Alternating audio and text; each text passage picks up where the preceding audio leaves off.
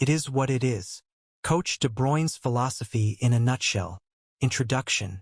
What is the nature of existence? What does that question even mean? Existence of what? Of who? Let's try to get to the heart of the matter and aim to describe the nature of nature. In other words, the nature of everything.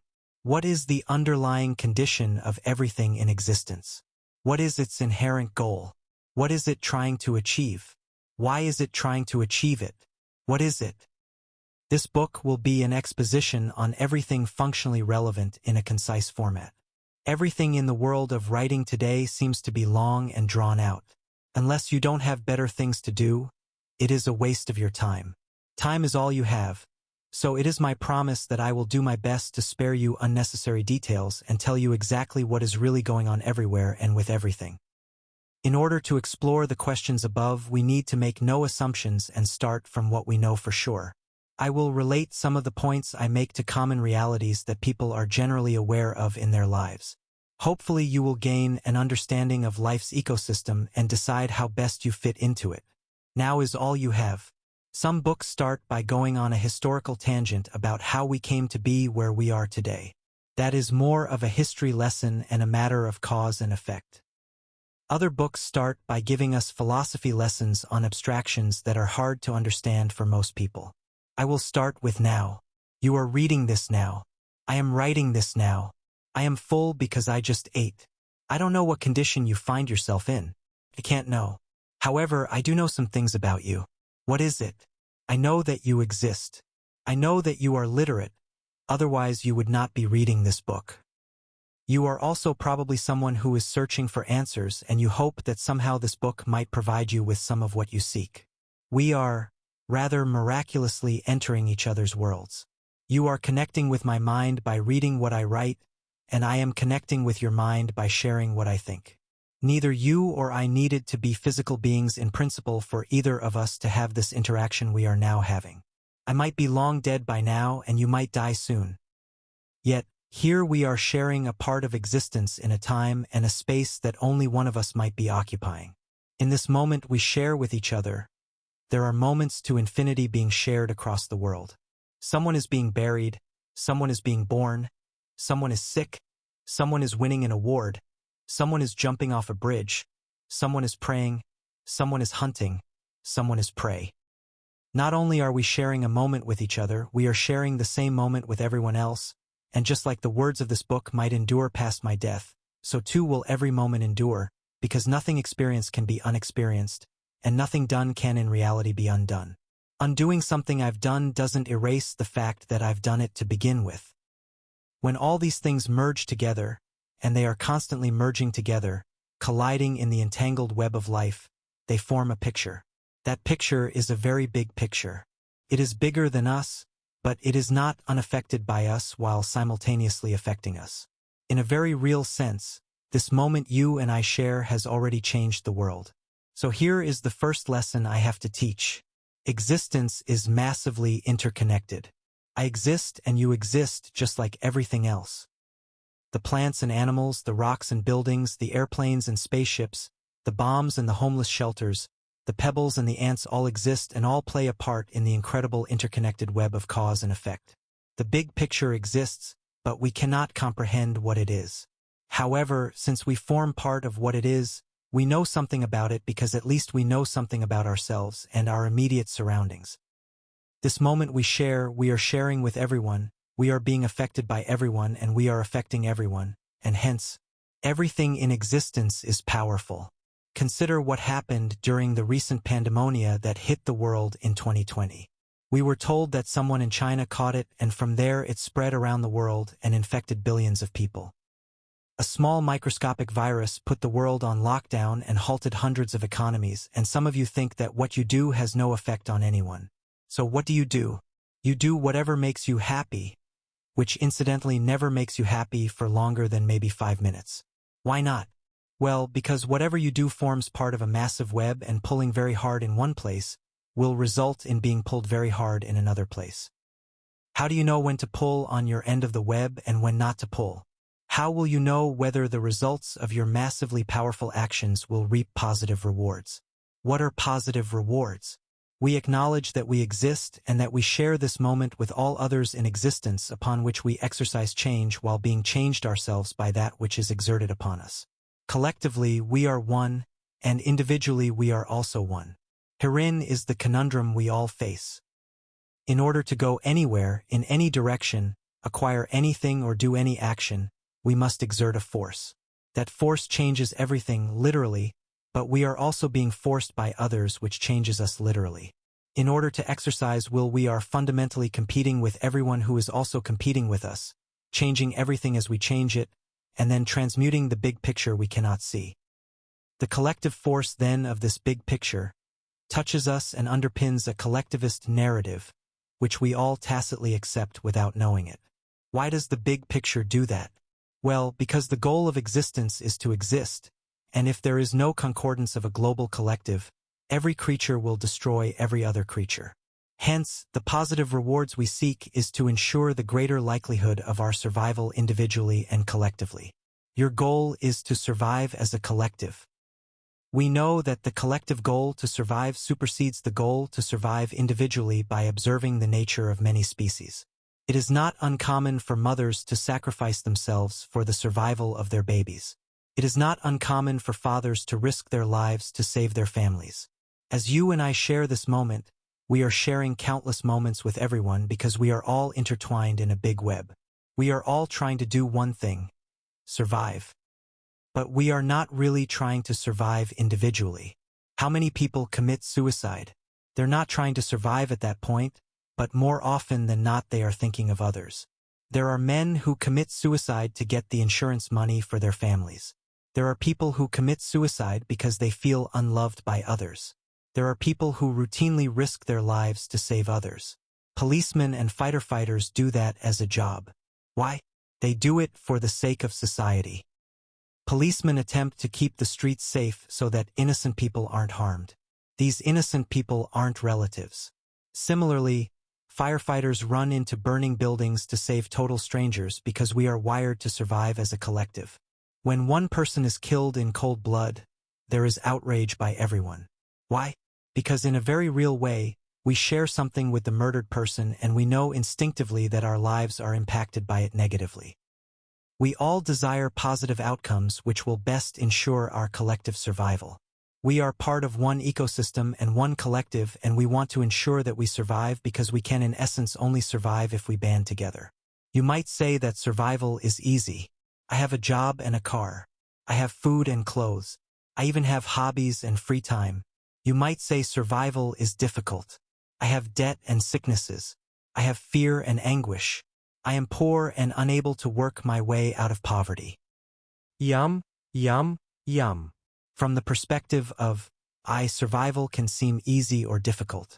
From the perspective of we, survival is always difficult. We have seen that one sick person could make everyone sick. One poor person can impoverish many people. One disenfranchised person could destroy entire communities. But also one greedy person can destroy the world. In the world we live in today, it is easy to imagine the extinction of the human species along with many other species through a simple act of starting a nuclear war. We are never very far away from such a reality. Failing that, we can destroy the species through the ill-gotten advice of people who say that to have children is destroying the planet. It takes only 2 generations of not procreating to potentially destroy the entire species. We could also endure another pandemic that will not have a cure, or one of the many viruses could leak out from military facilities that hold them as biological weapons. Any number of things can go utterly wrong at any point, and yet here you are? Every person alive today is the culmination of millions of years of hardships endured, through every generation, to protect children so that they grow into adulthood. Consider that you were a sperm cell that outswam millions of others to make it to your mother's egg. You came into the world having fought to come out of the birth canal. Your very existence came through struggle, pain, and suffering, preceded by the pleasure your parents had in conceiving you and in having possibly first fallen in love. You are the culmination of countless people who came out on top. Many people fell by the wayside, didn't procreate, and ended their genetic legacy, sometimes in favor of your survival. After all that, You would believe that your legacy of 1,000,000 battles through an almost endless line of ancestors should end because it is your duty to save the planet? Then again, if you do believe that, isn't it perhaps part of the plan that your legacy should now be eliminated to make way for people who are smarter than you? The ecosystem we live in is one of inequality. The rich need the poor more than the poor need the rich. In fact, being rich necessitates the existence of the poor because by definition being rich is the opposite of being poor. In fact, we compete for resources to the extent that we cannot define anything in and of itself without contrasting it with something it isn't. In a village where no one has electricity, the guy who has electricity is considered rich. In a village where everyone has a new car, the guy who has an old car is considered poor. Our definitions are relative to our other definitions, and that in turn is relative to the context we find ourselves in. That is because we are competing with each other for resources since we all are resource-reliant in order to survive. Hence, we associate the likelihood of our survival with the amount of resources we can accumulate. Yet, when we've accumulated so much resources that survival seems not to be a direct goal anymore, we begin to feel sick and we become depressed. This happens because the nature of our existence is to experience pain along with the reward of pleasure in cycles. We were not designed to offset pain so long that the pleasure no longer feels pleasurable. That brings us to another rule. Pain is the sister of pleasure. Every woman who gives birth suffers immense pain, and yet many of them do so over and over. That's because they also take great pleasure, when not brainwashed, in having babies. Every accomplished person goes through hardships in order to build up a skill. Every fasting person takes greater pleasure in food than one who is always full. We are so limited in our experiences of everything that we cannot perceive anything in and of itself without comparing it to something else. We do not know pleasure without having experienced its opposite, which is why we are introduced into the world through discomfort and struggle. In fact, every baby is born hungry. If it were not the case, we would not have learned to suckle immediately upon birth nor found comfort in it. Pain is not only important so that we can experience pleasure, it's also important so that we can grow, learn, adapt, and survive. If you want to destroy a people, give them comfort and tell them that they will never need to work. In 2 generations, they will all die of obesity and heart disease. Not only will they be wiped out, but they will head towards their destruction while suffering from depression. You were designed to be put under pressure and to overcome harsh conditions because your existence depended on your ancestors overcoming unspeakable horrors so that you could be here. They evolved the most robust bodies and minds in order to take humanity on an upward trajectory, and then they passed all that forward into the womb of your mother. Here you are, the culmination of all their struggles, and yet you view struggle with contempt? Yet it is the struggles you went through as a child to identify the letters of the alphabet and to read words that has gotten you to this book. You are literate because you endured some struggle that you probably forgot all about by now. In fact, you already went through a lot in your life. You can appreciate that hardships and struggles build character and have gotten you this far, or you can bemoan that life is unfair. But the nature of existence is that you are part of a collective. It's not really about you. It's about you taking us forward to the next level by being the best you can be, enduring pain and adapting. Whoever doesn't do so will fall by the wayside and will have contributed nothing. Change is constant. In the desert there are dogs. I always wondered how they survived, and then I realized that people always throw bottles of water everywhere for them. The dogs bite open the bottles to drink water and raid the plastic bags people leave next to the trash cans with leftover food in them. This is the current ecosystem in the desert. Sounds a bit strange, right? You'd expect that they all found some spring of water and that they are able to hunt for small animals they can eat. Perhaps that was the case before we started to live here, but it isn't the case anymore. We are not part of the ecosystem. We often think that nature is only natural. In fact, there is a constant incremental adjustment to the environment that takes place when new things are introduced into the world. The big picture changes with every tug on the web. In the past, we were human beings. Now, we are mostly cyborgs. If you don't believe me, then answer this question. When last did you leave home without your mobile phone? When was the last time you have not relied on the internet for something? As we speak, we are changing.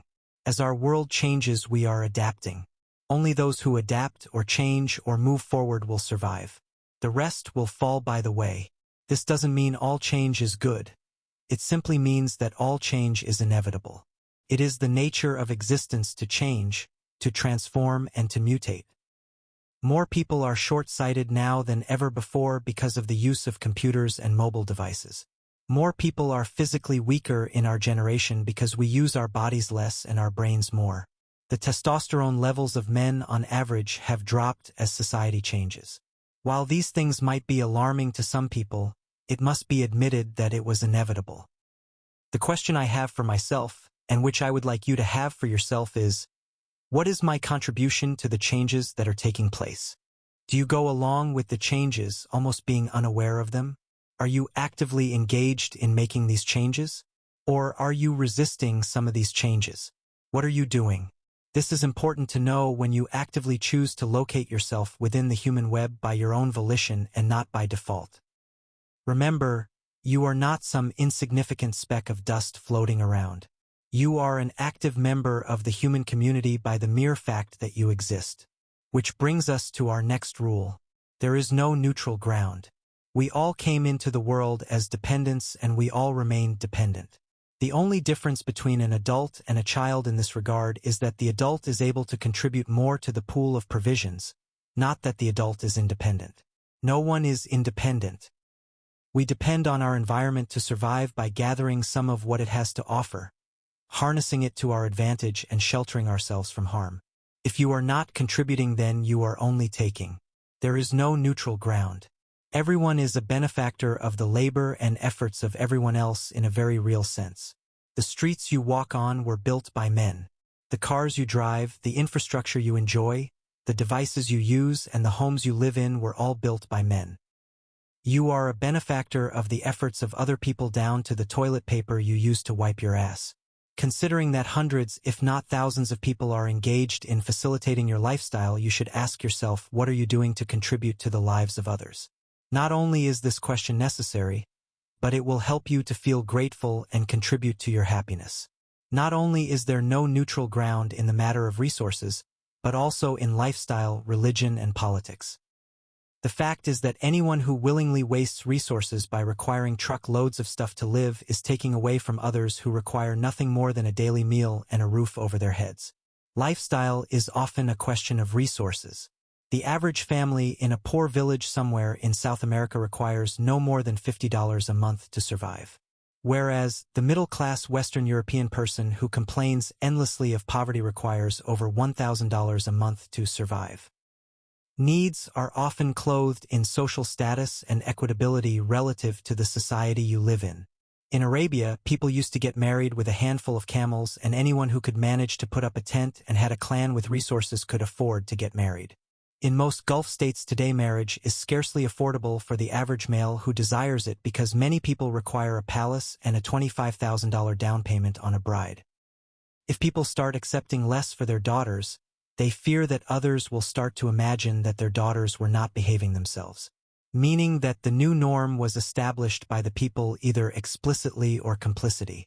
If you don't stand for something, you stand for nothing. You will succumb to whatever trend is being established that you could have influenced in a direction that might have been more amenable. Things adapt to the collective decision-making of people such that the new norms affect everyone, even those who did not choose it. Another example of this is the fact that most women have to work to earn a living even when they are wives and mothers. There is always a faction amongst these women that complain about their unfortunate lot in life, not that it is, citing that men have failed them. However, the obvious problem was the reduction in the price of labor when women started flooding the job market. If men share the jobs with women, and therefore get paid less than they would have gotten had they not shared the jobs, then women would have in general been able to afford to stay at home with their children. But since there is a new normal, that of dual-income homes, for only one member of the family to work is now virtually impossible in most of the world.